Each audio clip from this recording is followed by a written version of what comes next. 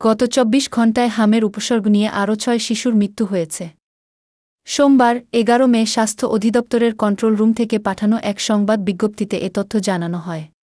স্বাস্থ্য অধিদপ্তরের প্রতিবেদনের তথ্য অনুযায়ী গত ২৪ ঘণ্টায় হাম সন্দেহে আরও ৬ জনের মৃত্যু হয়েছে এবং ১৫ মার্চ থেকে ১১ মে পর্যন্ত সন্দেহজনক হামে মোট ৩৫০ জনের মৃত্যু হয়েছে। গত ২৪ ঘণ্টায় নিশ্চিত হামে কারও মৃত্যু হয়নি। বিজ্ঞপ্তিতে বলা হয়, গত ২৪ ঘণ্টায় সন্দেহজনক হামরোগীর সংখ্যা ১৩৪১ জন এবং গত ১৫ মার্চ থেকে ১১ মে পর্যন্ত সন্দেহজনক হামরোগীর সংখ্যা ৫০,৫০০ জন। গত ২৪ ঘণ্টায় নিশ্চিত হামরোগীর সংখ্যা ১১৮ জন। গত ১৫ মার্চ থেকে ১১ মে পর্যন্ত নিশ্চিত হামরোগীর সংখ্যা ৬,৯৩৭ জন। ১৫ মার্চ থেকে ১১ মে পর্যন্ত সন্দেহজনক হাম রোগে হাসপাতালে ভর্তি হয়েছেন ৩৫,৯৮০ জন।